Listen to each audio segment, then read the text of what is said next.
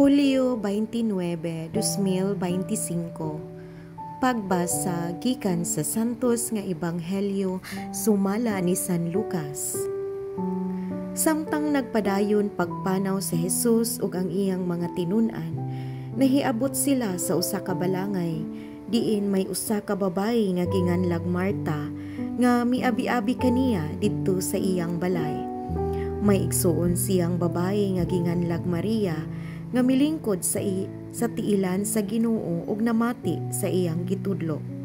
Si Marta nagkapuliki sa pagsilbi kanila, busa miduol siya og miingon, Ginoo, dili ka ba manumbali nga gipasagdan man lamang ako sa akong igsuon sa tanang buluhaton sa balay?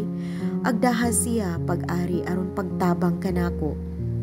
Ang Ginoo mitubag kaniya, ay kanimo Marta, naguol og nahingawa ka sa daghang mga butang, nga unta usara man ang gikinahanglan. Nakapili si Maria og labing maayo, ug walay makakuha niini gikan kaniya. Ang Ebanghelyo sa Ginoo. Daygon ko ikaw, o Kristo.